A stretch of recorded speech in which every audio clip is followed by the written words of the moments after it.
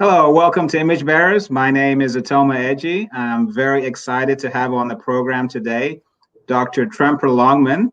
We will be going through just an incredible book that he's written, which is The Bible and the Ballot. This is, for those of you that may not be aware, this is Image Bearers. We are up to season 3, episode 22. I wanted to give a brief introduction of our awesome guest today, Dr. Tremper Longman. I'll go ahead and read his bio. He is the Distinguished Scholar and Professor Emeritus of Biblical Studies at Westmont College in Virginia. Dr. Tremper Longman III graduated from Ohio Wesleyan University, earned a Master's of Divinity from Westminster Theological Seminary, and completed his doctorate in Ancient Near East Studies at Yale University. He served as the Robert H. Gundry Professor of Biblical Studies at Westmont from 1998 until he retired in 2017. He continues to serve the college as a distinguished scholar of biblical studies. He has written or co-authored numerous scholarly articles and more than 20 books, including interdisciplinary works, books with psychologist Dan Allender, works on history and historiography, and textbooks for both seminary students and lay people. He is one of the main translators of the New Living Translation. That's pretty awesome. He has served as a consultant on other popular translations of the Bible, including The Message. So I think Eugene was calling you up, asking clarifications, questions, your thoughts. So that's pretty cool. And also the New Century Version and the Holman Standard Bible. So that is pretty awesome. I think when people hear you've done this and that, I think they're impressed. But then when they hear that you were translator of certain Bibles, they go, "Oh, that's awesome." Yeah, we rely on the Bible so much. So again, welcome to the program. Thank you so much, Atoma. Yeah, great to be on the program. Amen. Do you have a book, your book handy, or maybe we can look at it a little bit later? I got it. Have it right here. That's awesome. That's awesome. The Bible and the Ballot. Thank you. All right. Well, let's go ahead and jump right in. So from your study of the pattern of the scriptures, what are some of the key interpretive principles that can help guide our thinking regarding public policy? Yeah, that's a great question. And I'll begin by saying the Bible doesn't give us specific public policy, in my opinion, but it does give us principles to think about as we think about issues of public policy in terms of what we would want to see happen in our society, what we would want to advocate for, vote for. It does more than that. It also shapes our attitudes toward these public policy issues and toward our political allies and our political, rivals, people that we disagree, have different vision with. And then also, of course, it should shape our rhetoric, how we talk about people. And we'll get into specifics, I imagine, when we talk further. But it's a lot harder than just saying, I'm going to go to the Bible and read the Bible to derive these principles. That can lead to what we call proof texting, just kind of lifting passages out of their context. So just some of the important issues you have to take into account are genre or literary type of the different books of the Bible that you're reading. The Bible's not one type of writing. It's actually a more like a library where there are different types of books. There's history, there's law, there's wisdom, there's prophecy, there's apocalyptic and letters. And you have to ask how are we to interpret these different types of writings? Something I like to say is genre triggers reading strategy. And then secondly, we have to read it in its ancient context first before we apply it to our day to day. We have to be mindful that the different books of the Bible were written by human authors under the inspiration of God, of course, but they're addressing their contemporary audiences, their contemporary readers. And so we have to kind of put ourselves in the place of those original readers first before then applying it to ourselves. And then maybe one other kind of key component, major component to keep in mind, particularly as we look to the Old Testament for guidance, is we have to take into account issues of what we might call continuity and discontinuity. As you read the New Testament, how it appropriates the Old Testament, you see that some things continue into the New Testament period, but Jesus's coming radically transforms other topics. The obvious one being sacrifice. You know, we don't offer sacrifices today. Why? Because Jesus is the once and for all sacrifice. And another major component that's particularly relevant to the issues that we're talking about is during the Old Testament time period, the people of God were a nation state, namely Israel. But in the New Testament, the people of God are the church, people drawn from many different nations, many different ethnicities, many different backgrounds. So you can't just simply look at Old Testament laws that concern the state of ancient Israel and say, well, that's how we should structure the American society. So those are a few thoughts, Otama.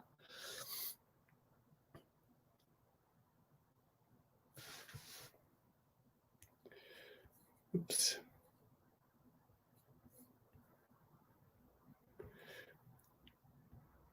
Let's see. I think I may have lost my host here. Until I can see him again, I will. There he is. He's coming back. Hello, Otoma. Yeah, I'm here. You're still on. Okay, great, good. Okay. Sorry. No problem. So I was just saying that in your book you mentioned the two aspects, which is strict continuity versus absolute discontinuity. Yep. And I think you mentioned the moral majority, and it looks like it used the strict continuity, if I understood correctly. So, and that affected their policy and so forth. Can you share about that? Sure. And it's a little, to give a little bit more background, Otama, the moral majority, particularly back in the 80s and 90s, was being influenced by a group of thinkers called theonomists or Christian Reconstruction. Thinkers such as Greg Bahnsen and Rousas Rushdoony and Gary North. And they were, through their writings, influencing people like Jerry Falwell and Pat Robertson and others. And the theonomists are these advocates of very strict continuity, that the laws that govern Israel, including the penalties to those laws, ought to be the laws of the United States. Now, I don't think Jerry Falwell bought the whole system, but it was influential on Falwell. And Falwell and others are advocates more broadly of something called Christian nationalism. And they're not the only ones. And we see this today. There's a kind of Christian nationalist movement which believes that America was founded as a Christian nation, needs to have laws that reflect, Christian values and impose them on the broader culture. And I would say that America today is it's a pluralistic society. Christians should definitely want to have their voice, their place at the table in the public square, but this is not a Christian. I begin with the premise that there's no such thing as a nation that is Christian in the sense that, say, Israel was a godly nation. Right.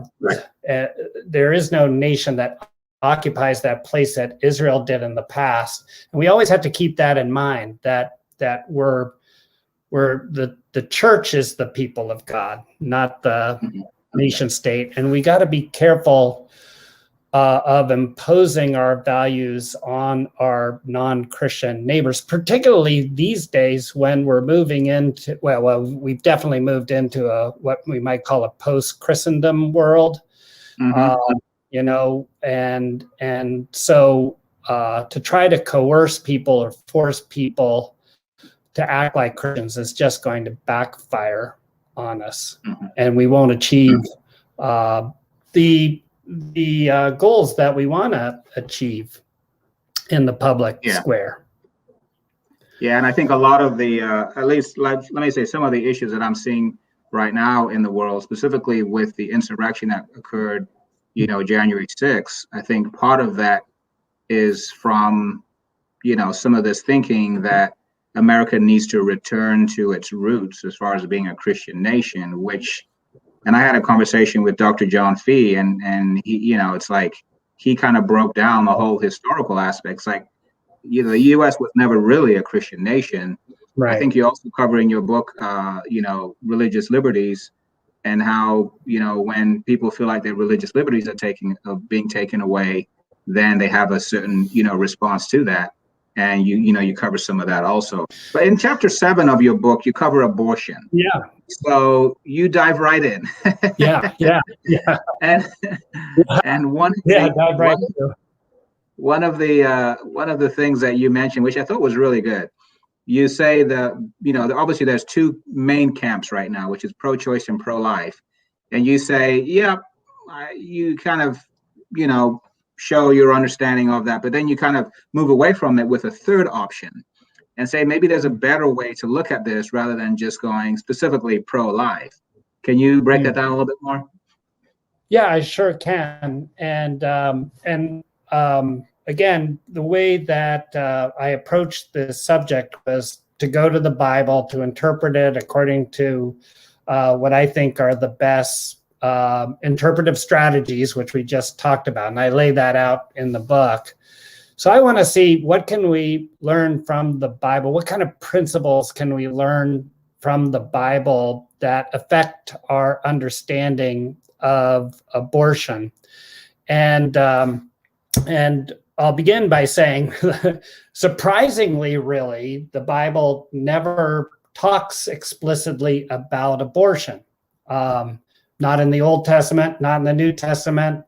And there were abortions in Israel and in the broader ancient Near East and in the Greco-Roman world of the time of Jesus. So it's not as if there weren't abortions or the use of abortion drugs during that time. So it's kind of surprising that the issue isn't directly addressed. One scholar suggested that perhaps it's not addressed because it's so obvious.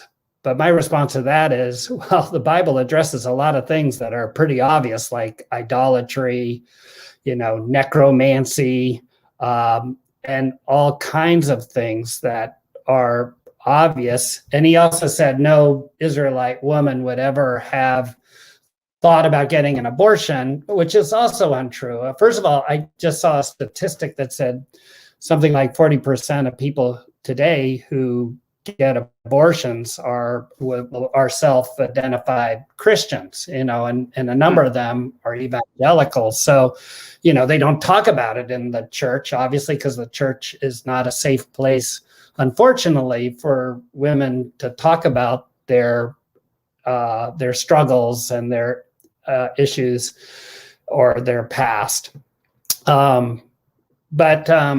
So on the other hand, people will cite some passages and think they're proof texts, like they'll cite a passage in Psalm 51 that says, where David says, you know, I was a sinner since I was conceived. And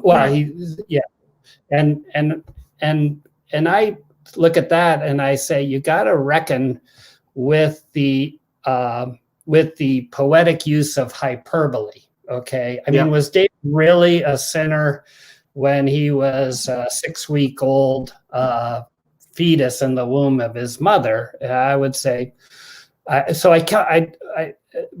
You can't use texts like that as kind of like proof texts for establishing the fact that the Bible thinks that you know that babies from the point of conception are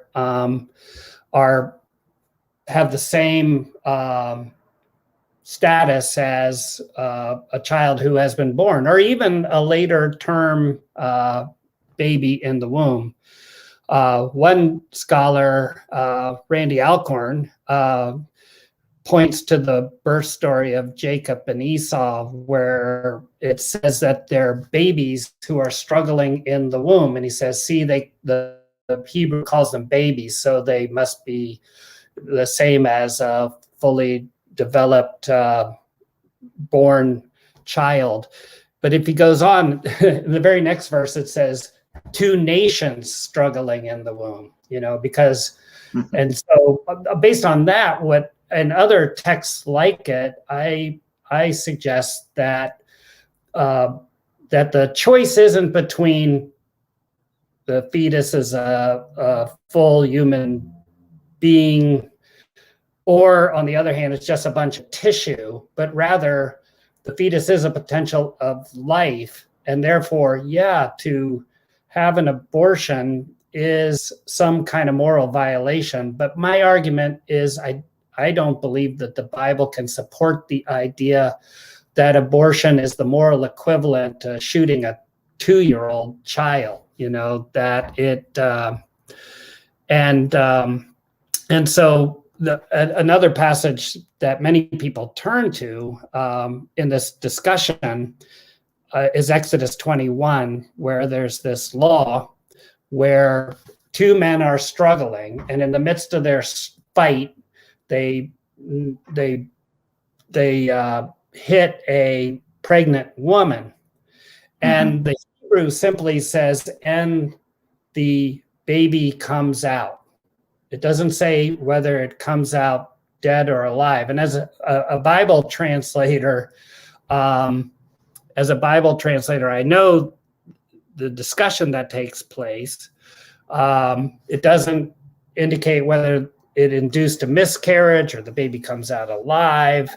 And but what's interesting to me, and this gets a little technical, Otoma, but it kind of demonstrates again why it's not as easy as simply picking up your English translation and reading it, because all English translations are interpretive. So you'll see evangelical translations like the NLT, the NIV, they'll translate it, they'll imply that the baby comes out alive, whereas the NRSV and others will talk about a miscarriage. But what's interesting to me is how the Septuagint handles that text. The Septuagint is the Greek translation of the Old Testament, which was the Bible that Jesus and the disciples used. So and was the Bible of the Jewish community at the time of Jesus. It was the Bible of the early church, because Hebrew was no longer a live language by the time of Jesus. Hebrew was replaced by Aramaic predominantly as a spoken language. So the Bible was translated into Greek, which was another language which Jews understood. And the Septuagint translates it, that if the baby comes out dead, but the baby has not yet quickened in the womb, then there's a monetary fine. But if the baby is more fully developed, then the baby is understood to be closer to the status of a born child. So there are different degrees of penalty depending on how far along in the pregnancy it is. At every point, there's some penalty, but it's not being treated equivalently to murder in the early stages of abortion. No, that's helpful because, yeah, and I think even in your book, you mentioned we want to care for all life. So Yeah, you're not parsing one versus the other or whatever. But I think simply, should someone go to jail for life so I think you've at least opened the dialogue into some, more nuanced discussion on this topic rather than just taking it as binary. So well, I think it's helpful. Yeah, I think it's really important not to treat it in a binary way, because if you take the extreme view, which many people do in the pro-life community, that abortion is the equivalent to murder, then that leads to all kinds of potential dangers and I've seen it. I had a former student when I taught at Westminster who got radicalized on the abortion issue, and he promoted the murder. Well, he would say assassination. I would say murder of abortion doctors on the internet. And then he formed something called the Army of God. And so, but we don't, the other thing I point out is that we typically, in our everyday practice, we typically and traditionally don't treat, say, a miscarriage like the death of a child. I mean, it was very difficult when my wife had a miscarriage, 35 years ago. Very difficult time. We felt the loss. I mean, it wasn't, felt it deeply, but we didn't have a funeral for that 3-month-old fetus that had just, that my wife just had a miscarriage with. We didn't name the child. Some people do, and I think some people do, kind of in response to this issue. But I mean, typically, even in our everyday practice, we don't think or act like there's a moral equivalence between, say, a 2-year-old child who dies or a 2-month-old fetus which is miscarried. Right. No, and again, I appreciate just at least opening the dialogue for some increased nuance rather than taking it as binary. So that definitely is helpful. So one of the things that's dear to my heart, just moving along, is criminal justice, and especially as an African American. I don't know if you had a chance to read The New Jim Crow by Michelle Alexander, and she just talks about some of the incarceration rates that are much higher for African Americans and minorities, specifically related to drug use and so forth. Penalties that are much higher than what they should be, definitely much higher than they are for the white community, as you may be aware.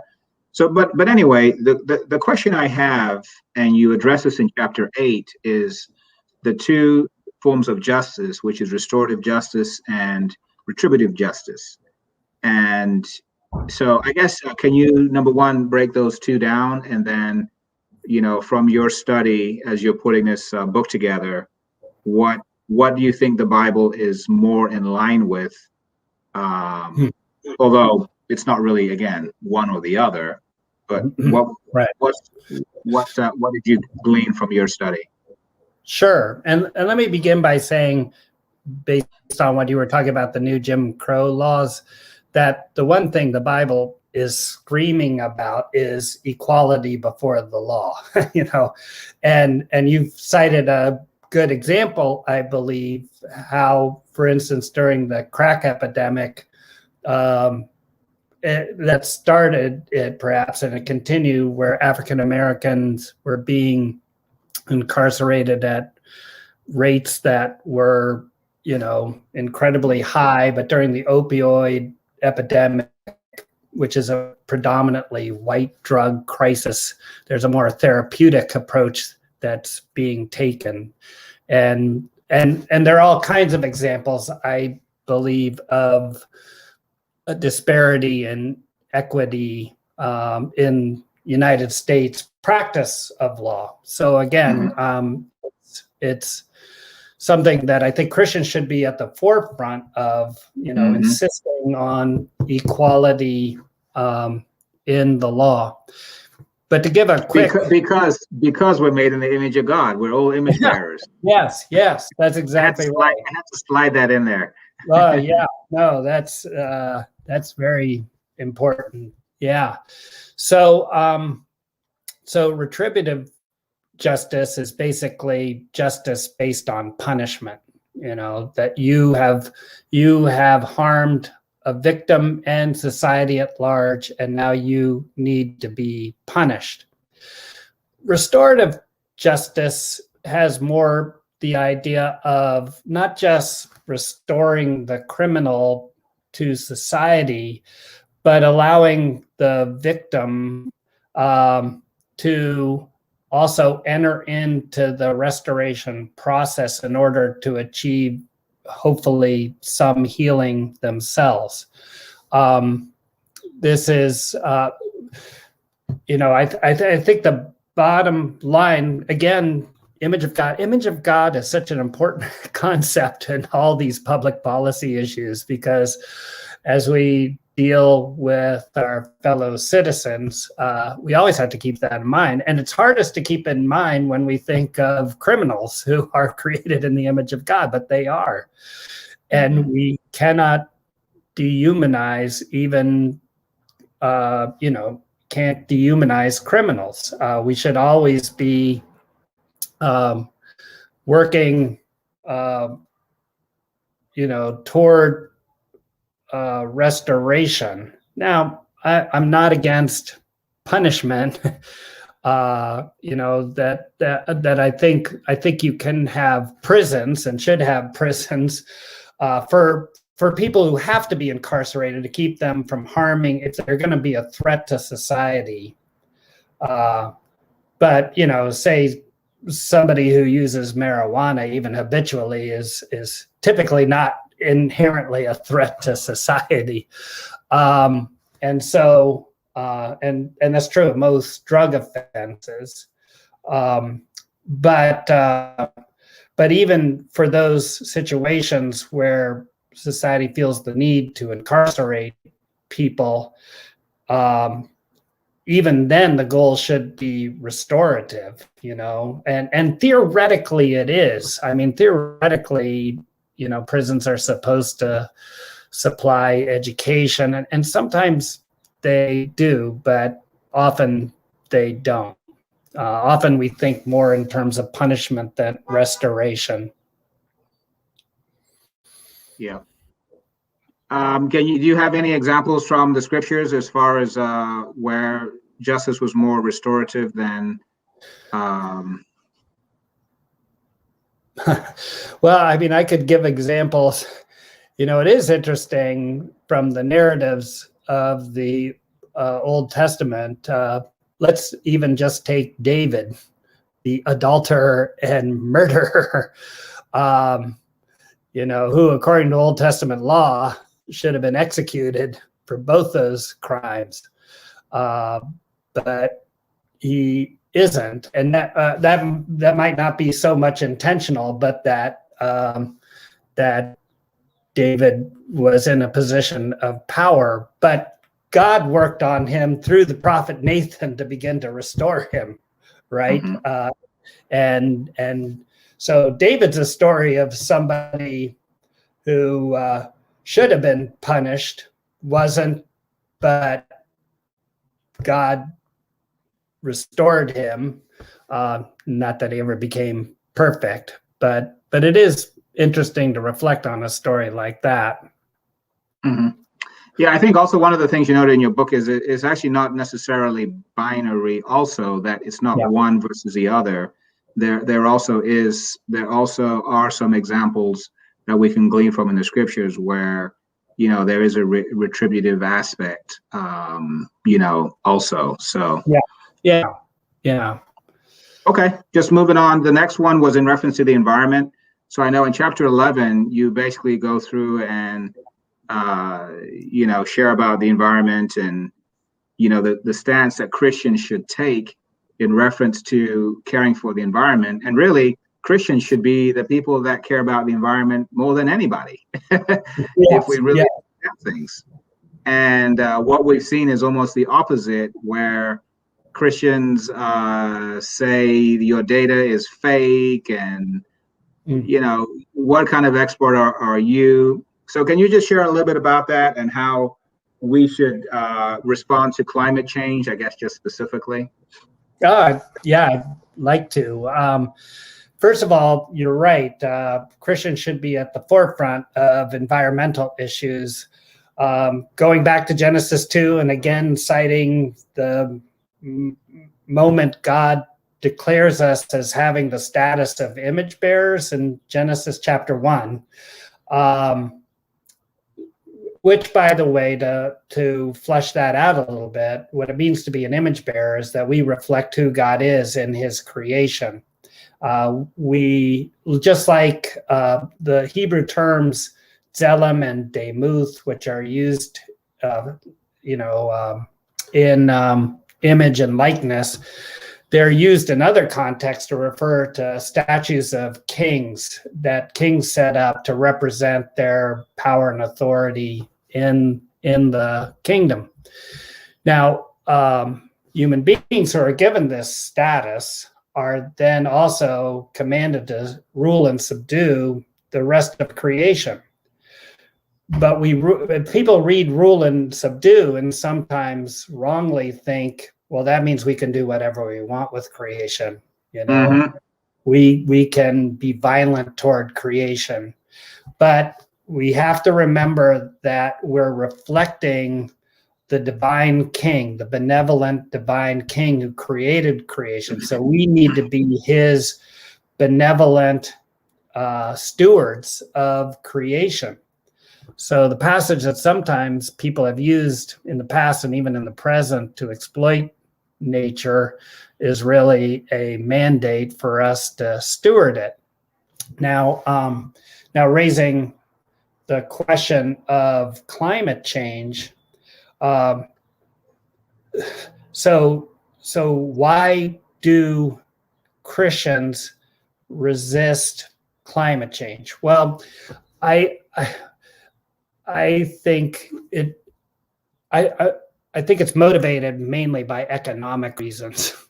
I'm a capitalist. I don't think the Bible teaches capitalism or socialism, but I think you can have a godly capitalist system. And I think capitalism has raised many people out of poverty around the world. I also think because we are sinners, capitalism needs to be fairly rigorously regulated. Okay. So what I'm about to say is not an anti-capitalist statement, but I do think a lot of Christians are motivated for economic reasons, and we should be concerned about jobs and things like that.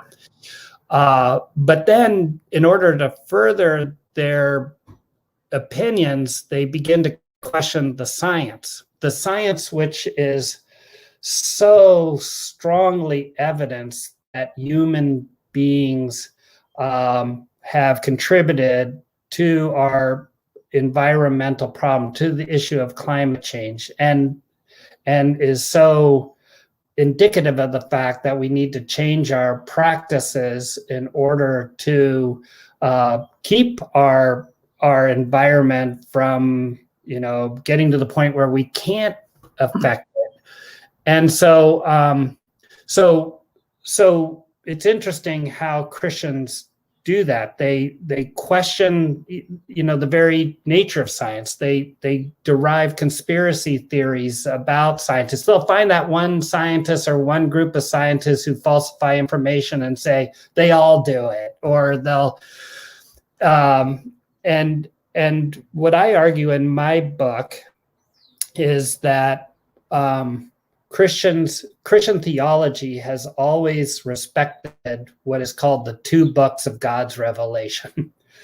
So God reveals himself through scripture. He reveals himself to us through nature. Psalm 8, Psalm 19, Romans 1, all talk about, how God reveals himself through nature. Now, science studies nature, which means when science is correctly interpreted and the Bible is correctly interpreted, they're not going to conflict with each other.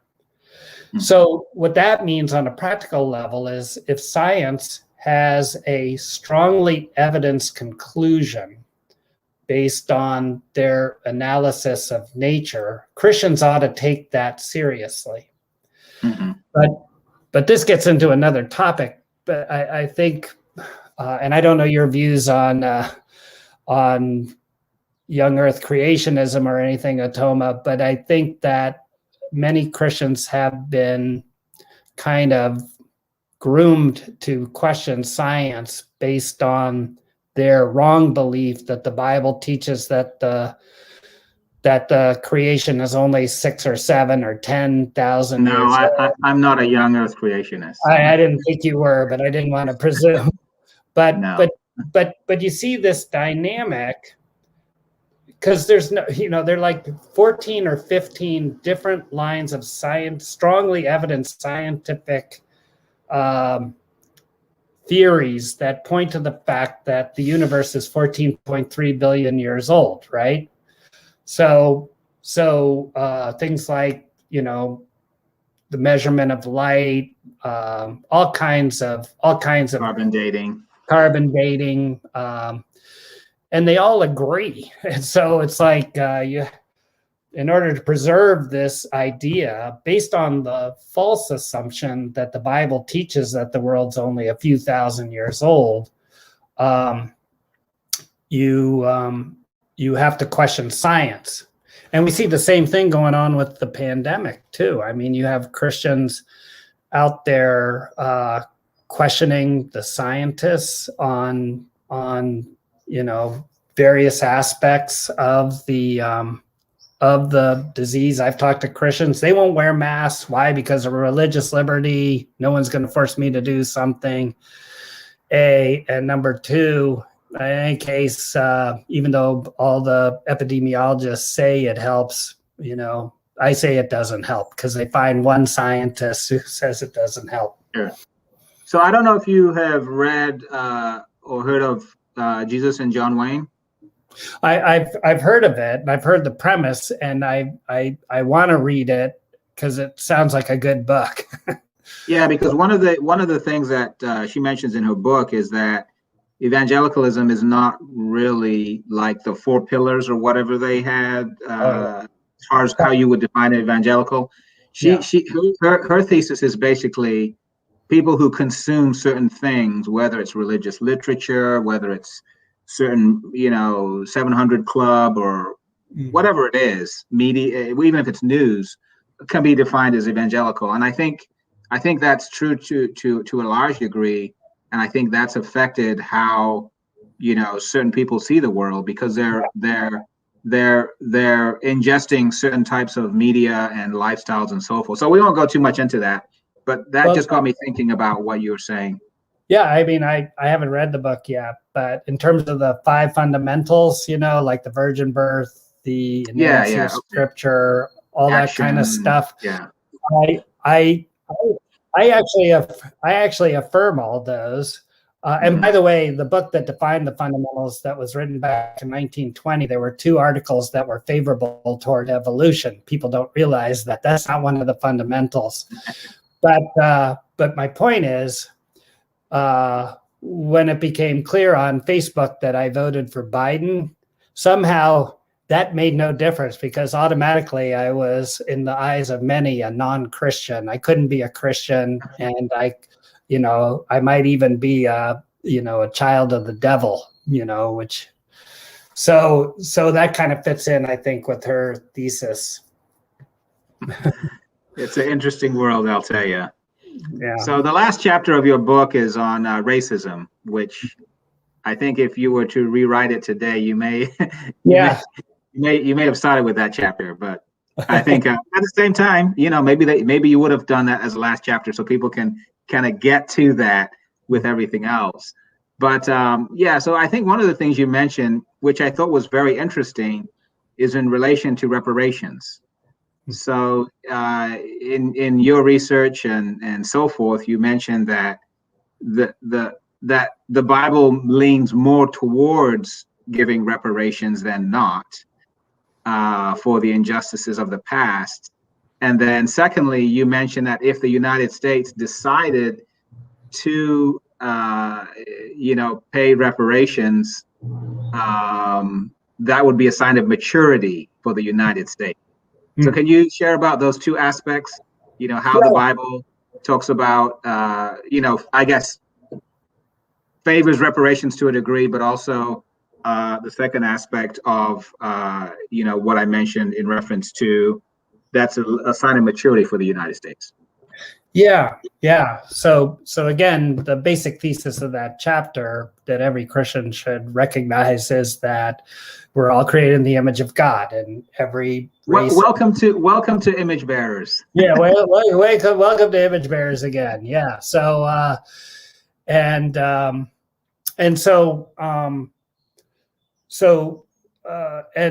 I think there's no disputing, though there are people who try to dispute the fact that there have been long injustices toward African Americans, toward blacks, going back to Jamestown and up to the present day. I mean, and that those past injustices, even if everything was equal now, those past injustices still form inequities today. I tell the story not in the book, but I had a grandfather, loved my grandfather, wonderful, hardworking man, Irish immigrant, grew up in a poor Irish family. Early part of the 20th century, he started working at a bank. Actually, you might know the bank because it's Huntington National Bank, headquartered in Columbus, where I grew up. Yep. So my grandfather started as a delivery boy when he was a teenager, had an 8th grade education, and delivery boy. And I think at the end of the summer, they gave him $7 silver, and he was hooked. Well, over the next 50 years, he worked himself up the Huntington National Bank so that in 1958, he became the first president and CEO of the Huntington Bank, whose last name was not Huntington. So, and he ended up owning 55% of the stock. Now, a couple of comments about that, and the reason why I'm saying this story is because there are other people like me who have stories of hardworking white ancestors who started with nothing and then worked themselves up. The first thing I would say is, no matter how hard a Black person worked during that time period, there was no way that they would get the same kind of opportunity to move up the corporate ladder like my grandfather did. So, and my grandfather, by doing that in that time period, built wealth that, my sisters and my mother, who's 95, still benefit from today. And the other thing is, I know, and, I neither want to exonerate nor do I want to particularly condemn my grandfather for this, but I know for a fact that all banks during that time period, or most banks during that time period, had inequitable lending practices for real estate and for businesses and so forth, which meant that, so I guess the point that I'm making is in regard to people who want to say something like, look, I've never, ever, been taken advantage of Black person, and or I'm an individual, I've never done it, I'm not responsible for that, so why should I pay?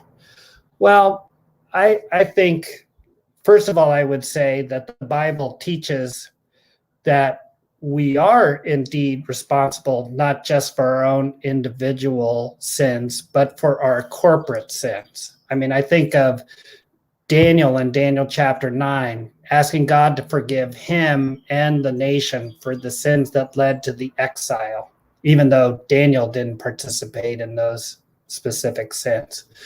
Or Ezra doing the same thing in the book of Ezra, asking forgiveness for, the marriages that were taking place between Jews and pagan women, and asking for forgiveness in the first person plural.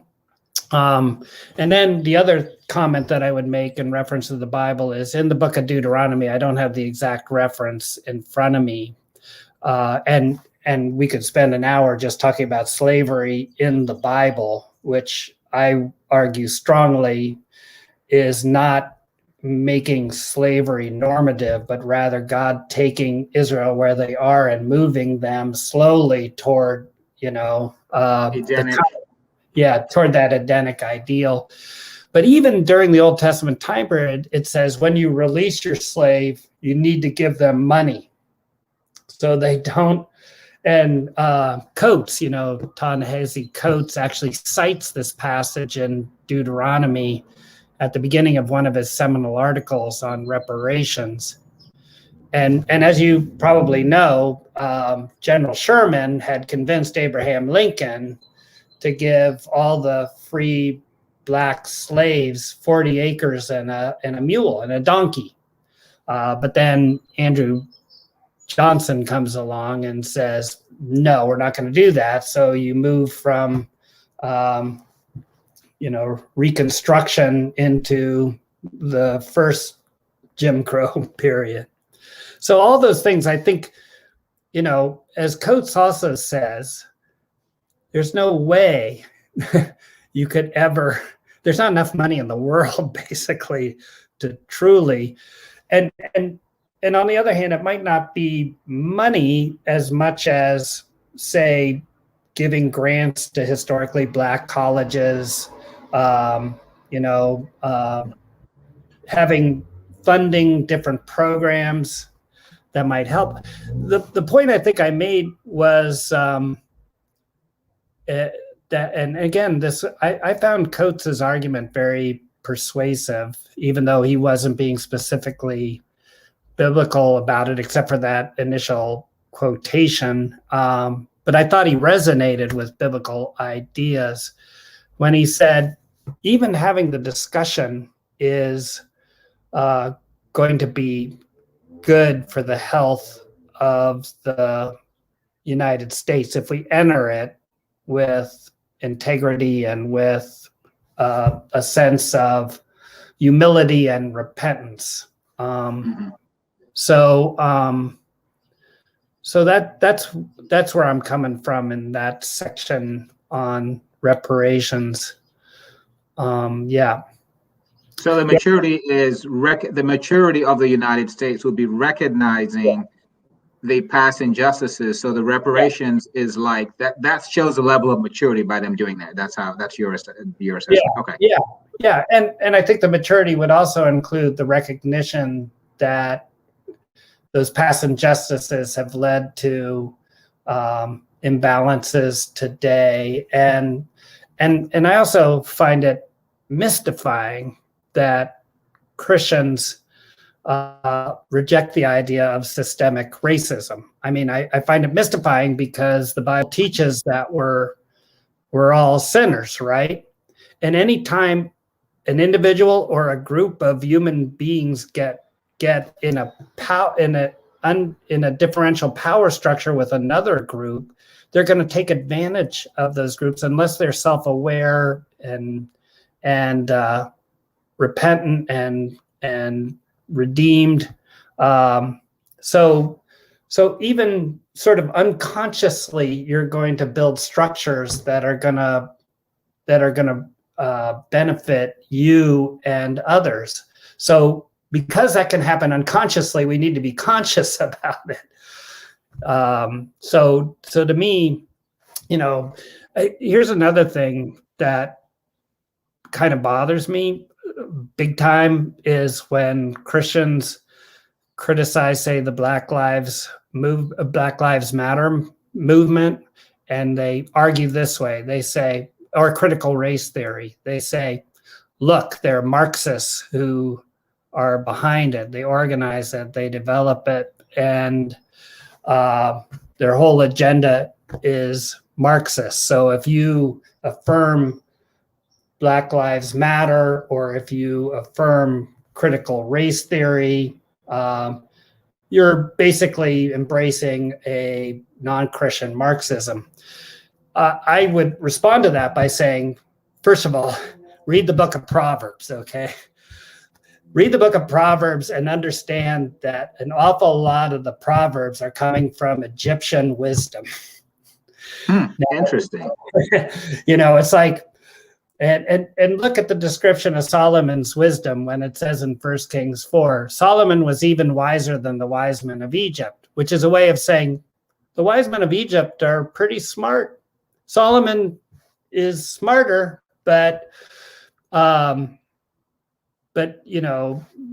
Egyptian wise men are all pagans. They're idol worshipers, but that doesn't mean that you can't learn from them, okay?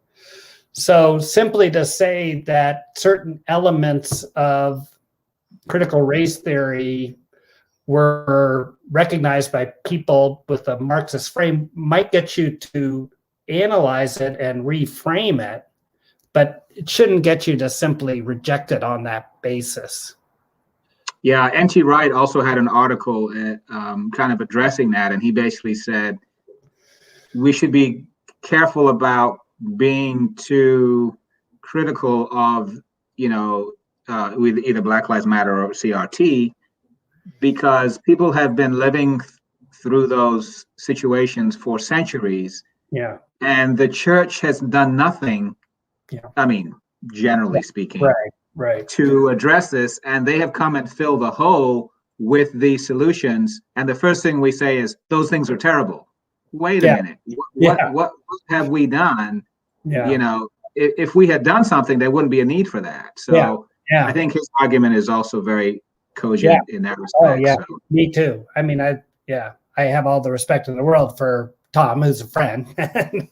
So, And Tim Keller has a lot of helpful things to say about social justice too. Another longtime friend of mine. Okay. Yeah, I'm in a Facebook group which is called Disciples Working to Abolish the New Jim Crow.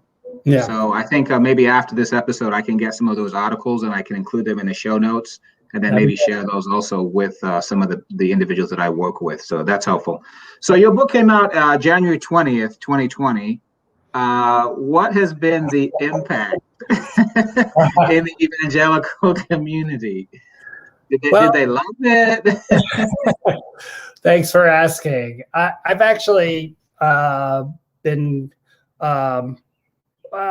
I've been perhaps in retrospect not surprised how negatively that many of my evangelical cohorts have reacted to it, because there was a Christianity Today review early on by Jonathan Lehman, who's I know him. He's not a bad guy at all, but and I've interacted with him about it. I've written a response to him that's on my webpage, www.tremperlongman.com, along with his major review in Christianity Today. But it was basically, the basic criticism was Longman comes out center left on all these public policy issues. I can't really believe that he's letting the Bible speak for itself if it comes out so consistently center left. And my response to him is, if you look at it, it's not everything is center left in this. My view on abortion. I was just thinking that. Life, it's not, no center left person would embrace my view on abortion. He said too, one thing that kind of mystified me, he said, I have a chapter on warfare, and he said, as part of my center leftness was Longman's not eager to go to war. And I'm going, that's not center left. And I think I mentioned this because I think, and by the way, I think Jonathan is, I read one of his books in preparation for my writing, and I like a lot of what he does. And he seems to be on the right place on issues like poverty and race himself. So he's kind of center left himself on those two topics. But I think what I've learned, Otama, is that people don't like being challenged. I've been trying to encourage people, and I see this not just in this one area, but I see it in other areas. And I know it among some of my evangelical scholarly friends who have told me quite point blank, I will not read something that I disagree with. I'm only going to read things that reflect what I think is a true theological point of view. And my response, I had a conversation maybe 5 years ago with a very prominent evangelical theologian whom everyone would recognize his name when he was criticizing another friend of mine's new book.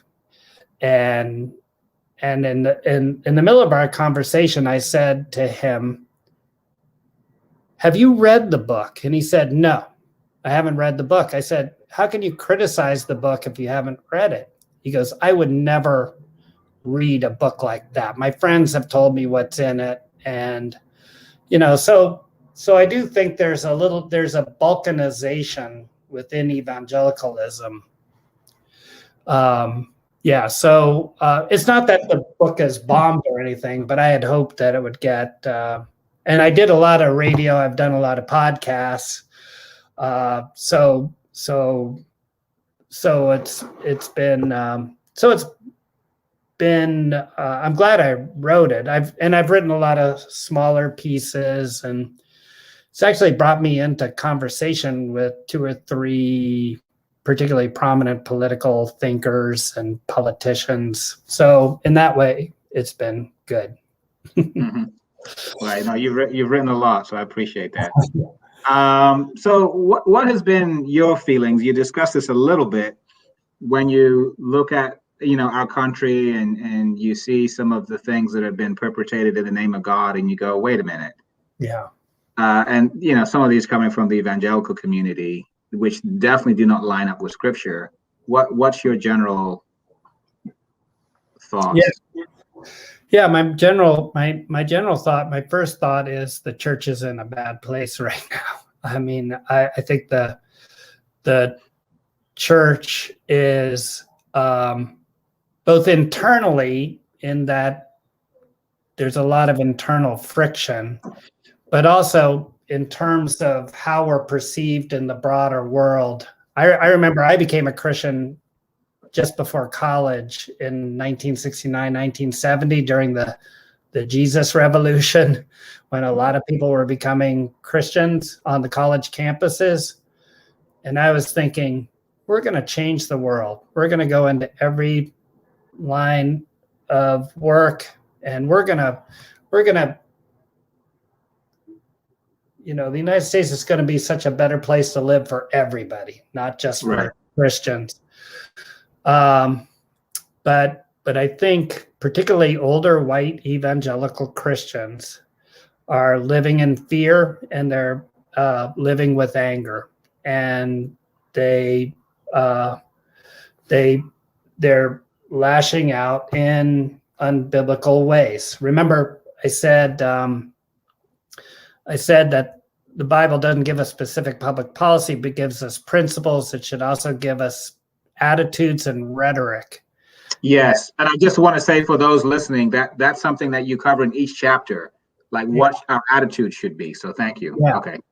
Yeah, so I guess the bottom line is when I see Christians lashing out in anger with the most vile kind of language toward their other Christians who hold a different political view, or take the issue of immigration, when a Christian is demonizing immigrants as a class, and especially since, if anybody knows anything about immigrants coming up from the South, you know, many of them are our dear brothers and sisters.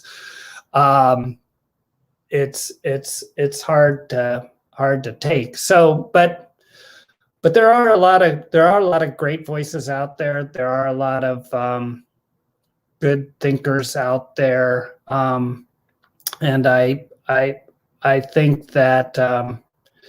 On my better days, I think we're going to come through this period stronger rather than weaker. Mm-hmm. But maybe just real quickly, one other thing, we didn't get a chance to talk about religious liberty, but this whole issue is bringing up something that I think is really important. And I do think that we ought to advocate for religious liberty in our country, particularly in those areas where otherwise we would be required to sin. Say a doctor being forced to do an abortion or something like that. But I think that we have to be careful to insist on religious liberty when the Bible, there's nowhere in the Bible, at no period of time in the Bible, Old Testament or New Testament, was there any concept of religious liberty. So our job is to be faithful, whether we have religious liberty or not. But here's the issue: in order to preserve or even extend religious liberty for Christians, some people have seized political power and use it in coercive ways. And that will always backfire on the church. And that's why, I just retired from full-time teaching at a Christian liberal arts college, Westmont, a wonderful college, by the way. Everybody should think about sending their kids there. But I see that age group, they're just leaving the church because of these political shenanigans. And the same thing happened in Korea as the Korean church gained political power. A lot of corruption crept in. I have a lot of Korean friends, taught a lot of Korean pastors, and so that church, which was once thriving, is also struggling because of the manipulation of political power. Whereas in China, I've also had the wonderful opportunity, maybe 10 times to go to China and teach in China, where there's virtually no religious liberty and certainly no Christian political power. The church is thriving, it's exploding. So we should learn a lesson from that, I think. Right. Yeah, no, that's awesome. That I too have been perplexed, when I look at certain things. I had a chance to interview Catherine Stewart, who wrote The Power of Worshippers. Yeah. And she shared a lot of things that made sense to me. The court evangelicals, and just a lot of things, just as to, why we are where we are right now in history. And go ahead. Well, I was going to say, I recommend too Catherine Stewart's work, The Power Worshippers. So I'm really glad you got to interview her. in the future, I don't know. Have you ever interviewed Pete Wayner? Pete Wayner, you ought to look him up. He'd be a great guest on your show. Okay. I'll definitely do that. So as we wrap it up, you covered a lot of ground in your book. If you were to condense it down, maybe to an elevator pitch, if you will, to the evangelical community as to, what they can do from your vantage point. I know you say there is some hope, there is some light that you see. What would you recommend they do to start getting back to living out the scriptures, living out the gospel as you see it?